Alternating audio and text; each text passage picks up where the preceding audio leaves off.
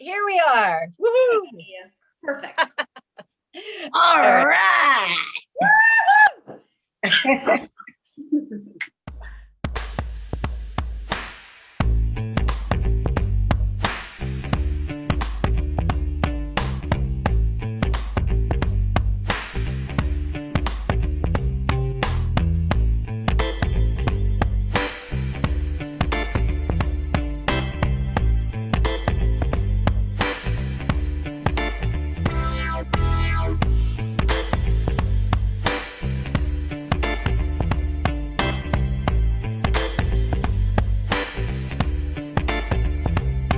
Thank you so much, everybody, for joining us today on our Do What You Like Fitness Conversation Series. We are talking with awesome humans that are inspiring others and changing the world. And today, we have the great honor of having our friend. She's a former NFL cheerleader. She's a model, swimsuit fitness model. She is an actress. She's a host. She's a dancer, entrepreneur. She does it all. Please, let's welcome the girl that does it all, Ann McDaniels. Woohoo! Yes, welcome. Finally, glad to have you. Appreciate it. And the same back to you, two powerful women, and I appreciate it. 3 powerful women right here. Woo woo. Yes, perfect for women's month. I said 2 that I'm looking at because I'm getting the power back. So we just want to, so mainly this conversation series that started is based around health and fitness and what it means to you. So, if you could just tell us a little bit about how health and fitness has been important, like what type of role it has played in your life through your very busy, career in acting, dancing, modeling, fitness, everything.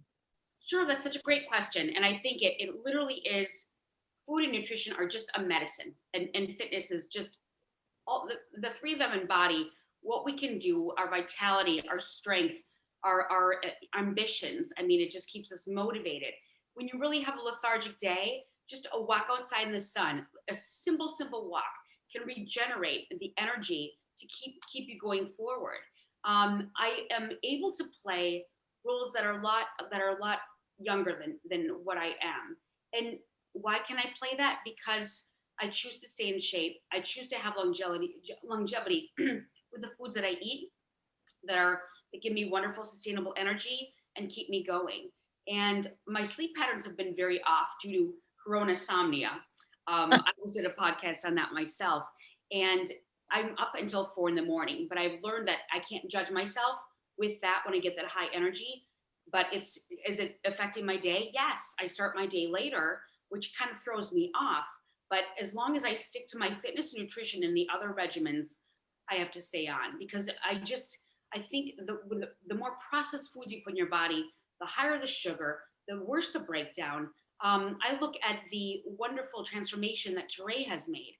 And just from simply taking out foods and adding foods in, I mean, she glows. She absolutely glows. And that's just, that embodies what that means. And we, all 3 of us, embody that. And, we may have dipped, like in college, did I always eat that healthy? I did discover that they had the nonstop soft serve. Wow. Hello. And the cereal, you mean I get a bucket I can pull the bucket? And yeah, what is that about college that they have all of this? I remember that when I was in school for dance, and I'm like, here we are dancers, and they're just like throwing all this like cereal, like soft serve, and I'm like, ew. Well, I didn't question it. I went for it. No, we all ate it. Hey, I'm guilty of that too. But they have real Golden Grams. I grew up on the generic cereals, and we only got I remember, growing up with a single parent mother, there's a lot of budgeting, and we never had, the real cereals, and we always had to eat super, super healthy in my household. So it wasn't Crispix, it was crispy hexagons. Or what were the Rice Krispie treats? Character Puffs. No, that's not. But anyway, quickly to the childhood, I was raised on an extremely healthy regimen. My mom was an art major and minored in health. And I saw her, she would work out, well, twice a day. And she would take my little sister and I, if she was going to go run the track at the local high school, we would bring our bikes and we would ride with her, when we would always go with her. Or we would play on the mats in the middle of a track and field area.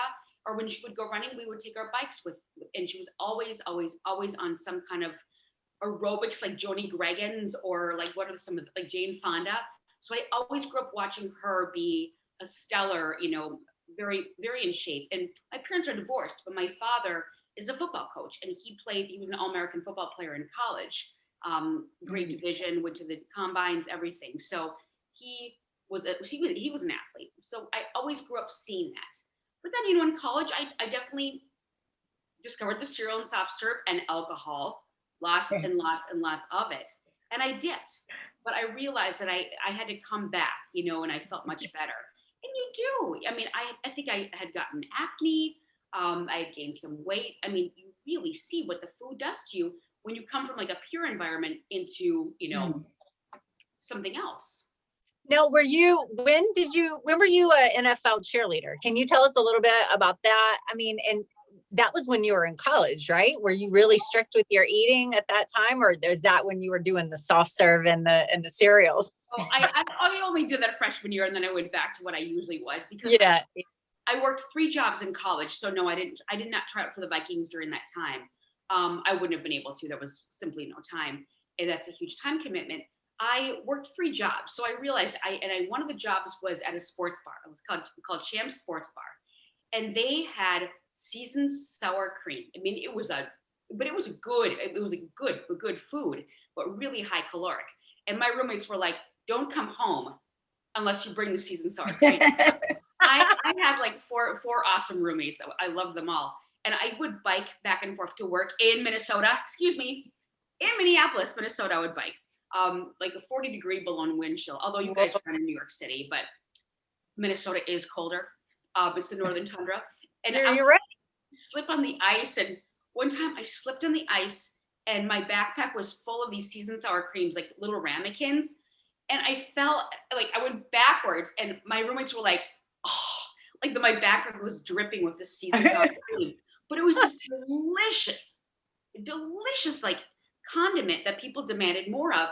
And that was just full of, seasoned sour cream with all these things. And that was the one thing I would splurge on. I would put it on like a baked potato and eat that for dinner because that would be just basic. But it wasn't until, back to that, I would see people just gorging. And it was fun to see them eating that way.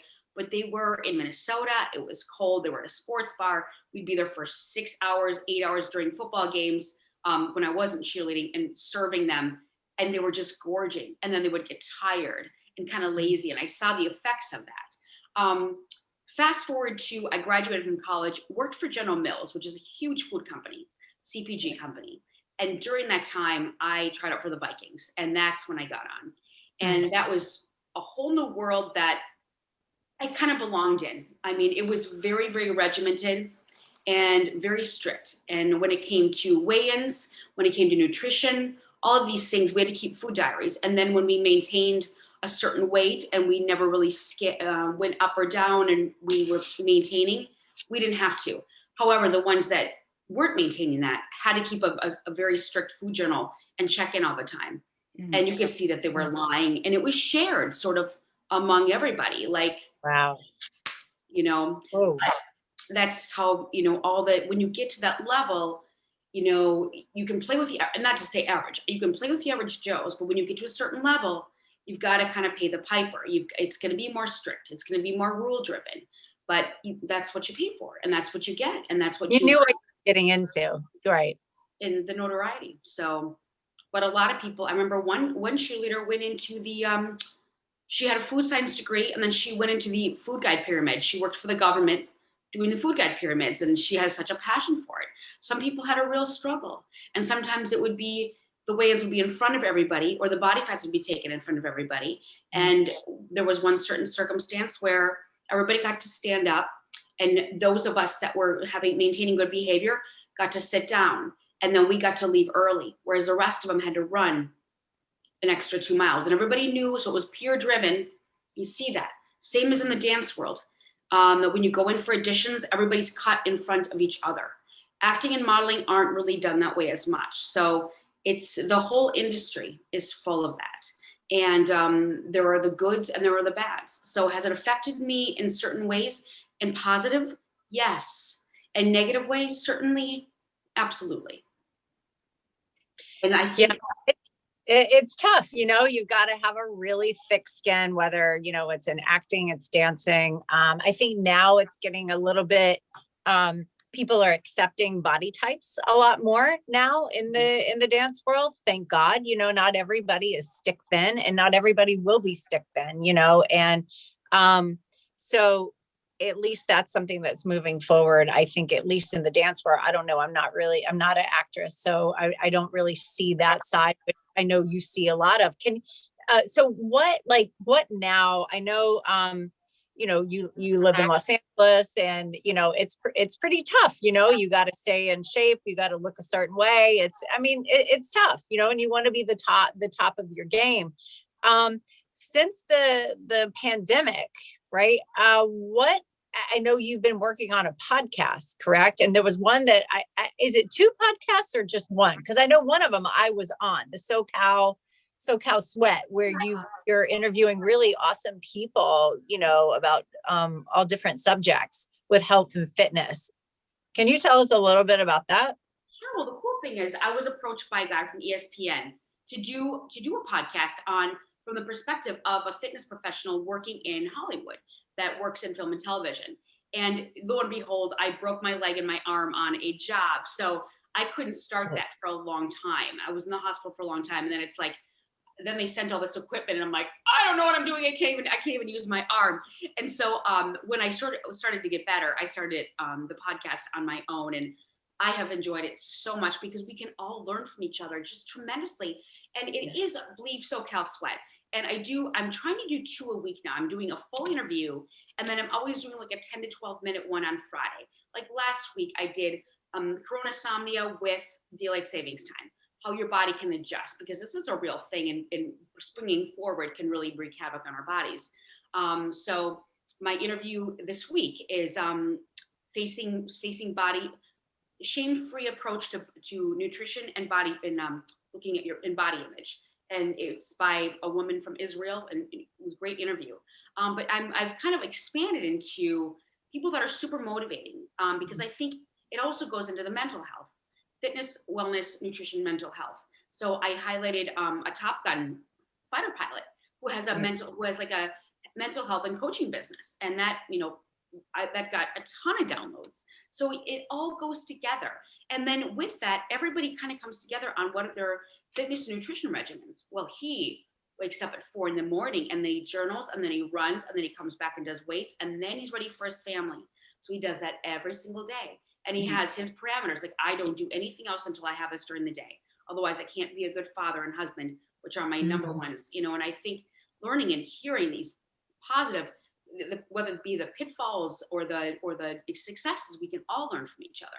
So this podcast has given me, as you guys see with your own, you get to learn and you get to spread more messages. And there's nothing, creating content is huge for what we need to do right now, but we're creating good content. We're leaving a footprint for our ancestors of good things that we're putting out there. We're not putting out like slutty bikini pictures with, and I used to do that. I'm like, I don't want to do that anymore. That's not me. Ugh, So, but back to what you said, Whitney, on the pressures of Hollywood. It's literally, you don't even really feel the pressures. You don't get booked. You know what I mean? And sometimes they will tell you and sometimes they won't. I had a very dear friend of mine just hear from her agent that she's like, well, don't use that picture anymore because it's a lie. You've gained 25 more pounds than what that picture is. This has hurt her so badly. She has been down, for a month. I've been like, giving her positive reinforcement, but that really, from a woman to a woman, that doesn't, it's mean, but then again, this is the business. So you have to, like, if you're in the NFL and they tell you listen, you got to do this. You got to do it, or you play different characters, it just kind of depends. And you always see the characters that are like the best friend. Maybe they're not in the spotlight as much or something, and it's, I hate stereotyping looks or anything like that, but we're typecast. We're just typecast in this town, and that's the way it is, unfortunately. It's getting better, but when you see someone on the street, you prejudge them in a certain way of how they may be personality-wise, when it's never the case. Look at the people playing criminals are the nicest people. It's just like, I play a sleazy, snotty, bitchy sorority girl, a stripper, a man-eater. Well, that's a little more true. But roles I play are nothing to do with me, but it's my alter ego. Because can I be a bitch? Oh, hell yeah, I can. You can say it. You can say it on here. Totally. In 2 seconds. I'm a nice person, but when I get to play these roles, like Sharon Stone, like Basic Instinct, running my nails down some man's back and killing him with an ice pick, yes! So I like playing those roles, but you have to come in and be yourself. And I'm like a somewhat normal person. But do I have a Basic Instinct framed poster in my house? Yes, I do. So yeah, and you've got to be secure with yourself and happy with yourself. And it takes if you don't have that happiness and that security here, when you have all these people or people telling you, you don't fit this part, your breasts aren't big enough, your hair's not blonde enough, your whatever it may be, you just got to let it roll off. And yeah, it's hard, but that's right. But you learn, quick, like who you are, and how important that is. And as a woman, you're like, no, I guess it's not right for me, Exactly. and move on to the thing. Absolutely. But per your question again on the health and fitness and how it has affected even that career, I have been able to parlay myself into so many other roles in both acting and modeling because I'm athletic and I'm into fitness.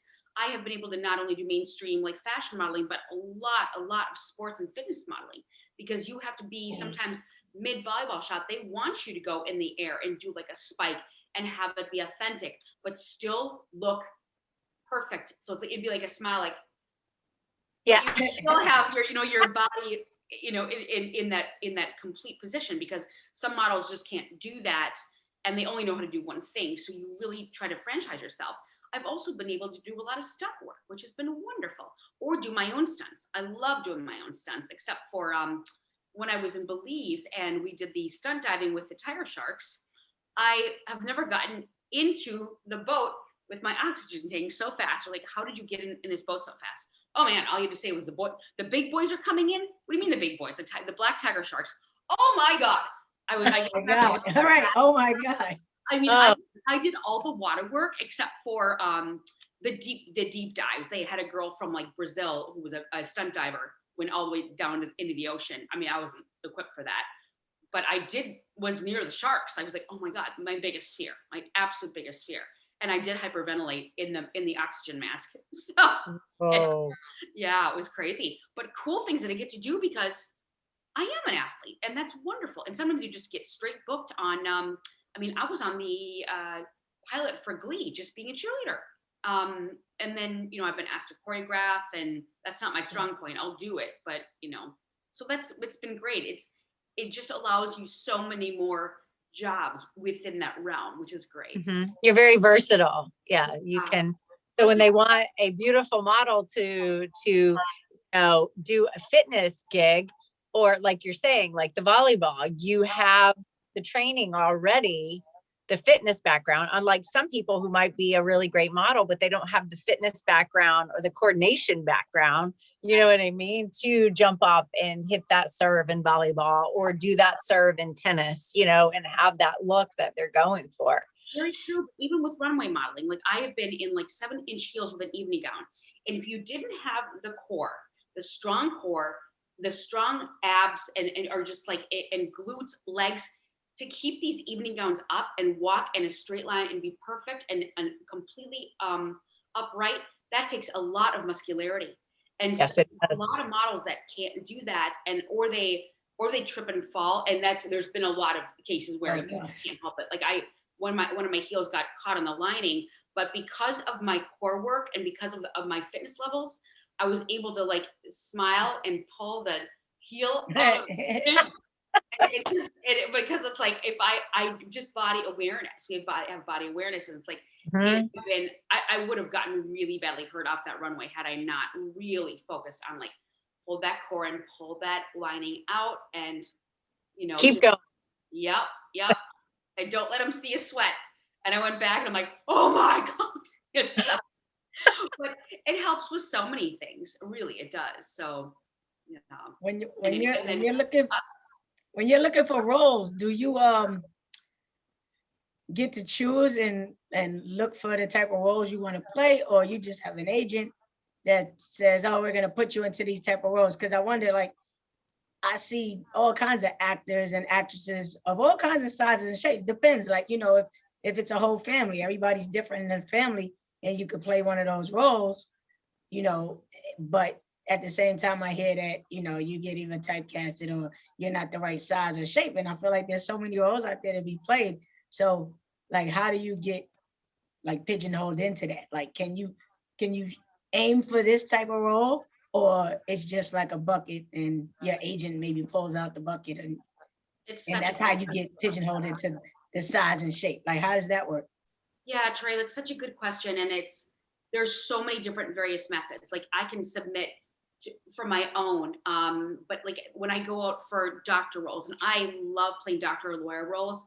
I mean, I went with Loyola Law School. I'm an academic. I'm kind of a nerd. I love memorizing these things, and I had been pre-med in college. But do I ever get thrown into those roles?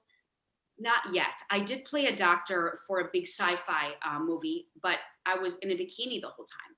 I was a doctor in a bikini. In a bikini, so I'd be with my lab coat, like, because this is what doctors always do in a lab coat with a bikini underneath, doing all their experimentation with their vials. What if that would go onto your skin? Are we a safe doctor or not? So, I want to get there. I want to play roles like that. Would I ever play a mother? Not really. Sometimes the industry looks at you as like, you're not the mother type. And admittedly, so I'm not. You know what I mean? Like, if I went in against someone else who looks like a mother type, but what does a mother type look like? I think, and a lot of postings right now have Midwestern types. Well, what does that look like? Well, they want a few extra pounds. That's what the industry sees a Midwestern type as, where would they be wearing a banana clip or something? Maybe they'd be leaning towards the 80s with their fashion statements. Maybe they wouldn't be a New Yorker, like when they say someone from New York or LA, they'd be forward thinking, they'd be lean, they'd be wearing black. I realize what I am. And Samuel L. Jackson, who's one of my favorites, said, take your typecasting. That means you're being casted. If you are typecast, amen. Take it to the bank. And so, sometimes we fight against that, but he plays his roles to a T, and he goes, yes, I'm typecast. But I love but I work all the time. So you can embrace that, or you can fight against it constantly and then just either change your look. Sometimes you have to completely change your look and change kind of your demeanor, but sometimes you just have an aura. And do I play sexual roles really, really well? I don't know why. My mom is like, why? It comes very naturally to me. Whether it be, I don't know what it is. And I'm not like that in my real life at all. It's just alter ego, and I play mean really well. But again, it's alter ego. You know what I mean? Yeah, so, you are not mean. Well, I'm not, but it's in me. You know what I mean? So when I think everybody, we all have that side that if someone says something to us that's hurtful or whatever, you know what I mean? Everybody's got a side to them. Like even Teray, she smiles all the time, right? But yeah. You got some things that little push your buttons. We need that. That's healthy. I'm not saying that you go off on people. Oh, there's some evil that emanates out of that little smile over there, Teray. And there's a smile for every emotion. Hey, sometimes when she gets mad, she's still smiling. I'm like, I know you're mad. And when Teray sees some seafood, She made me like, Oh yeah.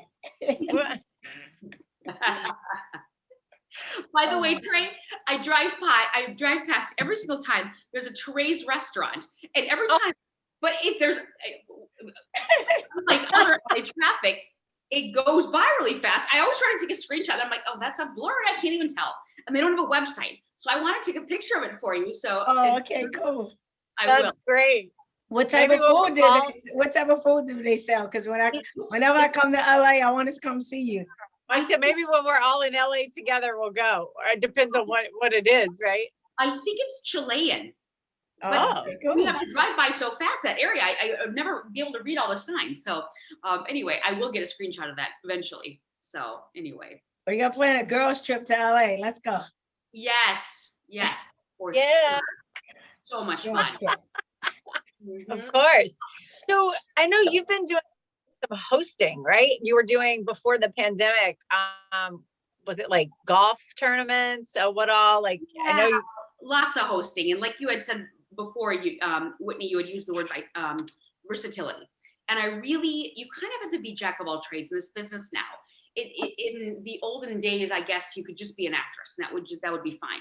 With the age of social media and with everything changing, you kind of have to do it all. So I was thrown into hosting. I'm like, I don't know what I'm doing. Someone gave me a mic. They're like, you can talk. You've got a great personality. Do it. I was like shocked. And I was so scared.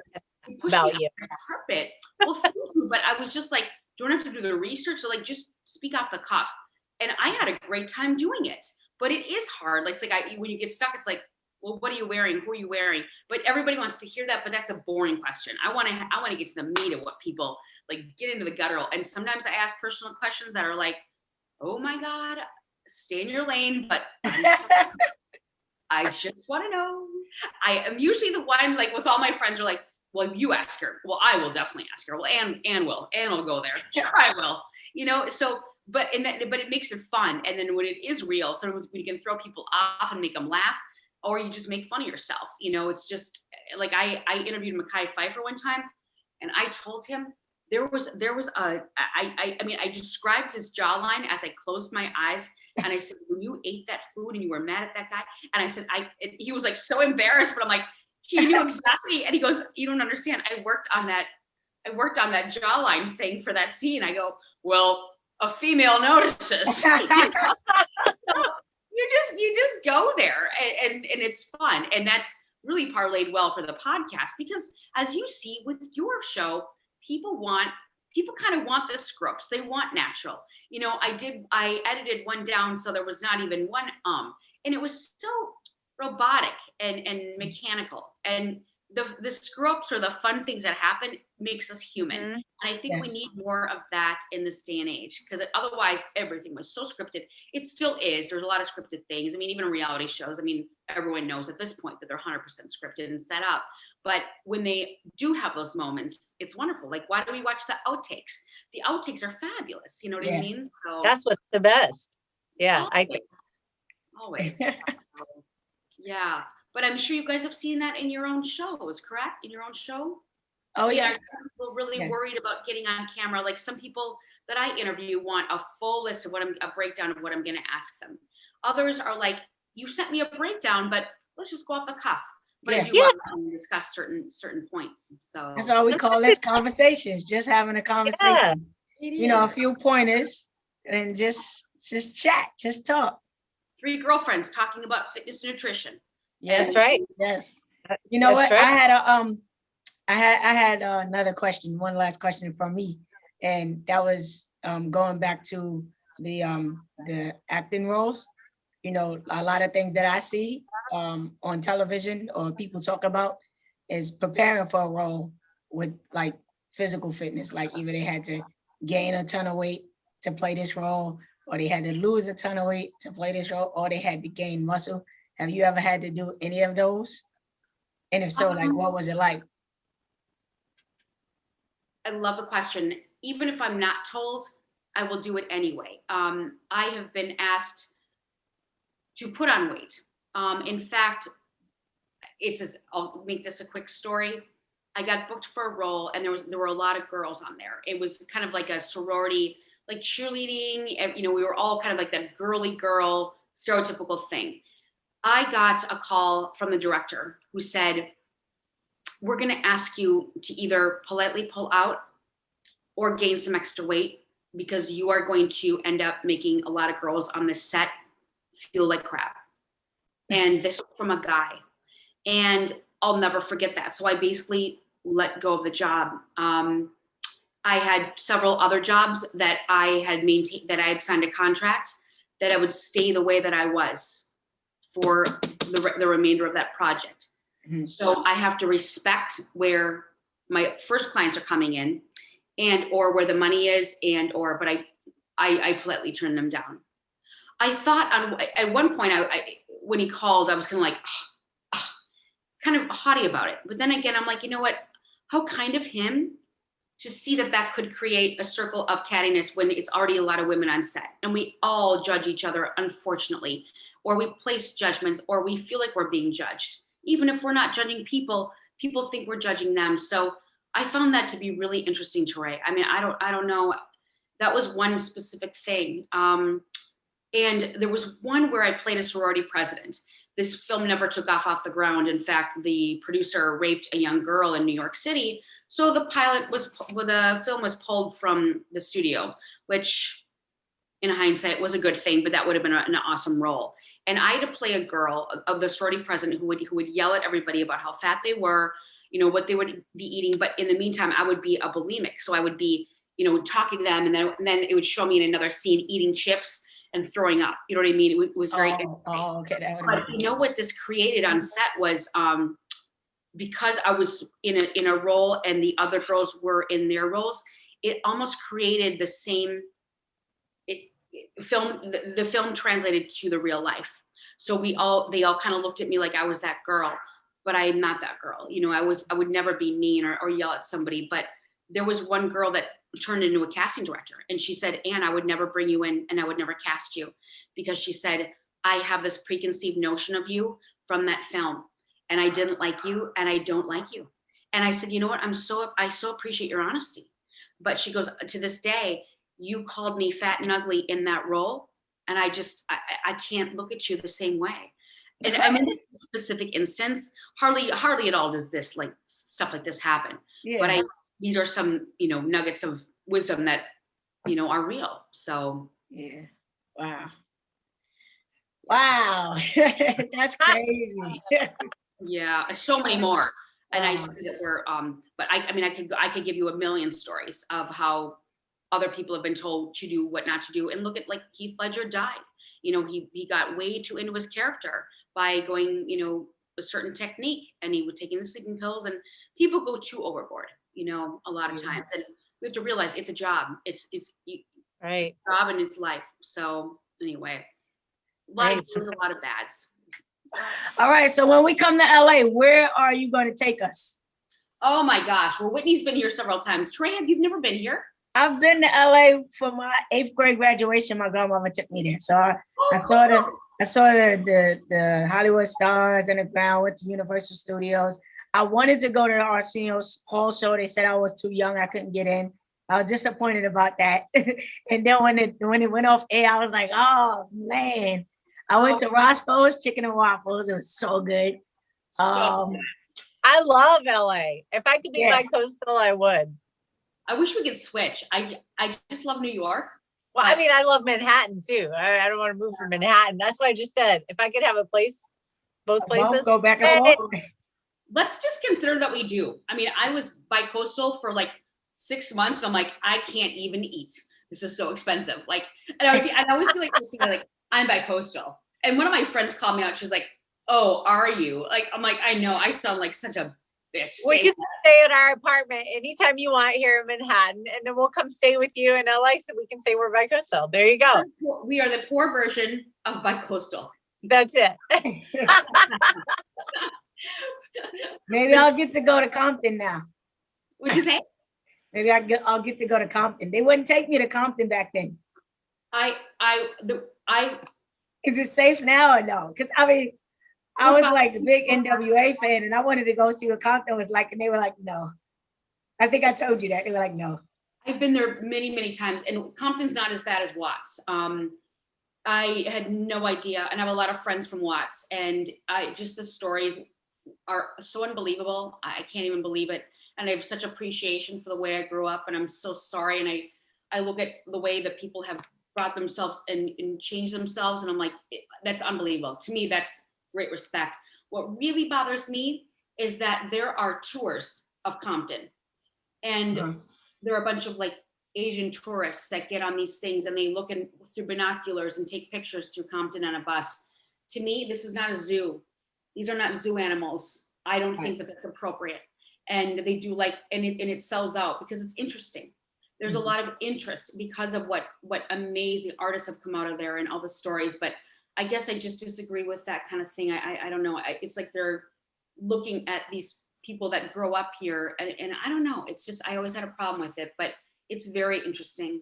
I mean, they do that in New York. They have these double-decker buses that go drive around, and but do they like a specific neighborhood and highlight this is Compton, and it's Compton specific, and I just think I both sides of it. It's just the way they take the pictures and act like, you know. It's just a whole other thing that I just think I find it nasty. I mean, I've heard people say that about Harlem when they see the buses coming through Harlem. Yeah, I said I was gonna get on one. Even though I'm from New York, I still want to get on the top of one of those buses. Yeah, it's super interesting. I don't know why. I just didn't. But we'll go there, and I remember we had a big shoot there for Westworld. You know, the show Westworld. We shot in a big mausoleum. It's on HBO. It's huge. We had to shoot at a mausoleum in Watts and on the border of Compton. It was this gorgeous mausoleum with stained glass windows and where the dead are buried. And we had a very artistic shoot inside there, but it was right in the center of Watts. And I just remember driving through there in the morning, and I was like, oh, I'm gonna get a Starbucks. Dumb. I'm gonna get a Starbucks. Well, there weren't any Starbucks. You know, it was of course there wouldn't be. And I just thought, you know, I had such self-awareness, and I just shut the radio off. And as I was driving, I could see the kids going to school in little uniforms, but I could tell the grass, where there was beautiful green grass, rich grass over here, it was just brown, dry, dead. There were potholes everywhere. It was only one, like maybe 7-Eleven, but it was like a 7-Eleven where you couldn't even tell that it was a 7-Eleven. And you could see all the kids drinking like sodas, you know, and then, you know, they don't have running water in the drinking fountains. It's rusty water. So instead the Mott's machines go in there and they feed them sugar. It's I grew up like that. I know you did. I know you did, and look at you now, because you are smart, you are forward thinking, and you did it all. You know, no one's perfect, but I think that certain privileges need to come down a bit and realize what's out there and how we can help. So thank you. Yeah, no, it's a very interesting area. I like going. I enjoy going there just because I love to talk to the people. I love to stop and just, I don't know, just be a normal person. So. All right. So when I come, we going to Compton. I was saying, and finally took me to Compton. Seriously, we'll have great food. Oh, awesome food over there. So. All right. But within another year or so, come on, Whitney, let's go. We got to go to LA. Hey, I'm going to LA before that. So I'm probably going to be there in May. So I'll be texting you. But yeah, when we do I go? Our girl group. Can I come? You're like, no, you're already going. You're already going away in May, right? I'm going to Vegas for the first time, but I won't hold you. Before we go, is there any advice that you would give to anybody that's aspiring to be an actor, or actress, or a model? Anything that you would inform them on that they could do now, today? Because, you know, some things have changed, right? You know, it was really, really strict before, and maybe there's a little bit more leniency now. Like, what would you advise them to do, how to get the gigs, and just how to stay emotionally strong throughout the process? Dre, I'm so glad you asked me this question, and I'm so honored to be asked this question because I am writing a book right now. on Awesome. making it as a professional model and just and making a sustainable income and really making it. And why? You can't just be a pretty face that has maybe 2% of what that is, per your point. So I'm writing a book on everything that it involves, and I really haven't put it out there yet. I've already registered on Kindle Publishing, and I'm very excited about it. And on top of you, 2 people came to me on Instagram yesterday asking for specific advice versus all the other people that have. So I really want to write this book. First and foremost, I would really say, as hard as it is, maintain who you are. I myself have dropped. I became something that I was very unproud of because I felt like I had to be a certain way. I felt like I had to play the game in a certain way. And I would go out and party with these people. You're not going to book a job by drinking a bunch of vodka and making yourself look sleazy. That's not how a job is booked. And I've really come back into my own, and I'm proud of myself for that, because I was on a slippery slope down, and I want to help people that just don't go there. I no longer drink, and I in fact have had situations where there have been, like, we would all go out for a cast party or something, and people get very angry if I'm not drinking.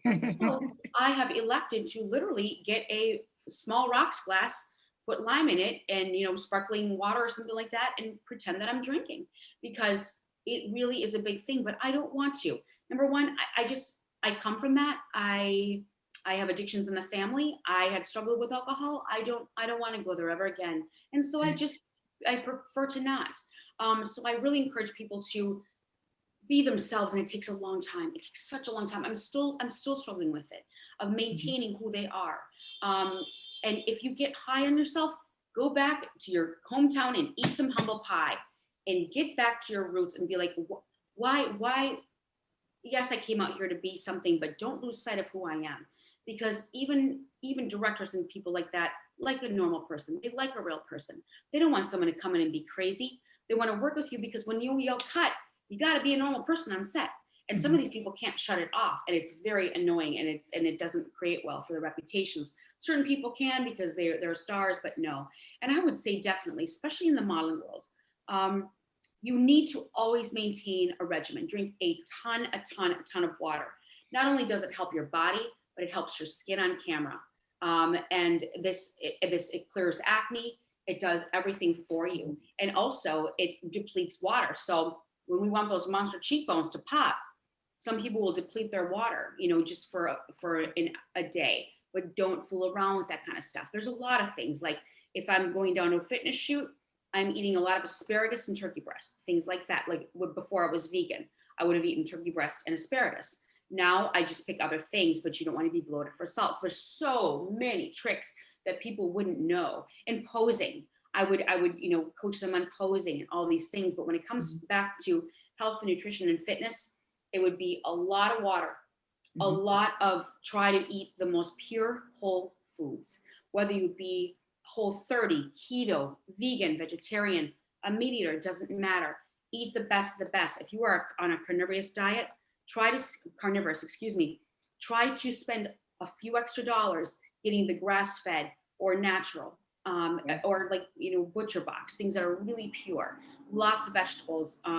If you can, cut dairy. I firmly believe that coats the throat. People that are singers, there's mucus in there. There's extra mucus in your body. When you cut that dairy, it makes a huge difference. And cut the sugars. You can partake and have fun, of course. And the problem is, when we get on these sets, these big acting sets, these big modeling sets, one of my friend Lori in New York is on New Amsterdam. They've got the best cookies and craft services on New Amsterdam. So she's gained 15 pounds from the cookies.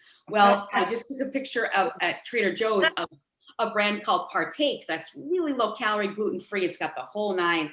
And I sent it to her. And she's like, well, thanks, but no thanks. It tastes like cardboard. But, and I said, forgive yourself. When you're done with this show, you'll get back to running and stuff. But they have horrendous hours. And as we know, sleep increases the visceral fat in our bodies. The less sleep we get, the more of an inner tube for women, because women carry body fat in their lower stomachs and thighs and butt and things like that. Yeah. You will get more visceral fat less you eat. But she's up at 4 a.m. and she doesn't get home until midnight this is days and days and days in a row. And it's insane. Like she's getting sick on the body. Whoa. Absolutely. So is her body craving sugar? Of course it is. Feel good foods that are getting her serotonin levels up. And it's very hard. So I said, forgive yourself now, but you really have to take care of yourself. But watching those craft services tables, because it is amazing. And a little tip on hoity-toity actors. If you have the non-union table and you have the union table, the SAG actors, me, gets to have the M&Ms and like the name brand stuff. And we get much better food. Like we get lobster and all these things.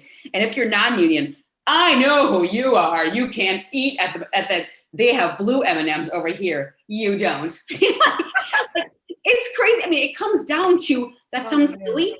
That is how it is. And so many people get they get in trouble because they're taking the Golden Grams offset. Well, did I mention how much I love Golden Grams? Because they get these things from Costco and you get the big cereal boxes. Yeah. So anyway, you have to like use your some kind of mental police.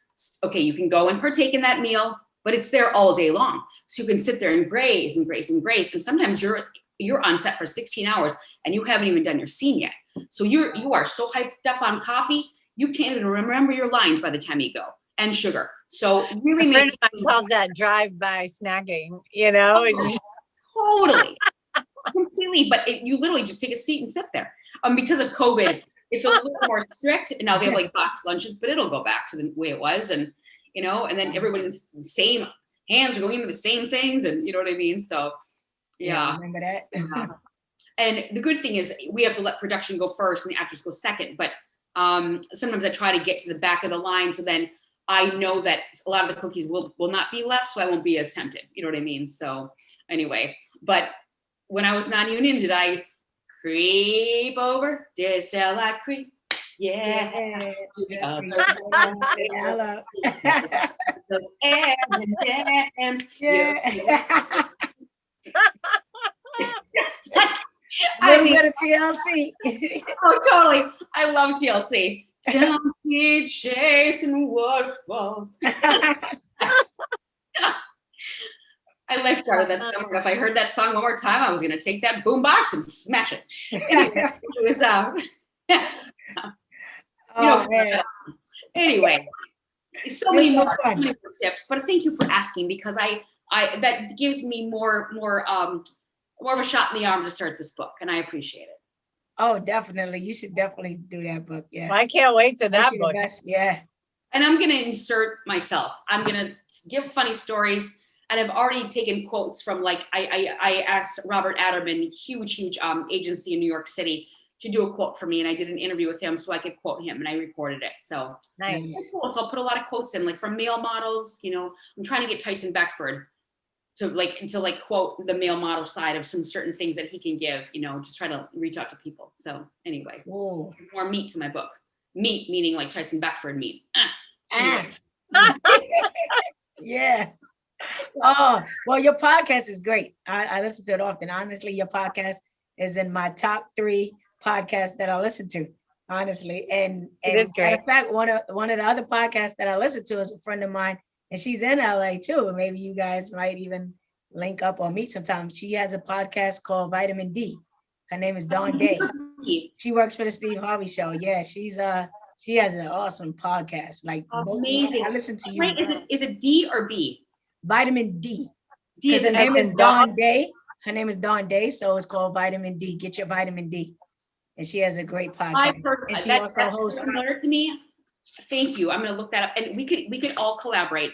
And I've just been reading more and more that we get more followers and more of these things from collaborations. You know what I mean? Oh yeah, absolutely. Yeah. Well, look her up. Follow her on Instagram. Check out her podcast. Can I drop your name? Sure. Thank you. You're welcome. That's amazing. Well, cool. This was such an honor, you guys. Such an honor. And I follow you right back. I like and love everything that I see. And LinkedIn is really going to be good for us, I think, because this is an open platform that is very unsaturated versus Instagram. So right. It's really, really good to see that. But thank you so much. Thank you. Always let me know how I can help you, because we are sisters, and Yes. And right. and we'll always support each other. So Yes. Absolutely. I can't wait Right we back can at all you. together. not doing it for themselves. Yeah. Well, you have a great week. You too, you guys. Have a Thank you great so week. much. Thank you. Ah, Good night. bye, Ann. Night. Thank you.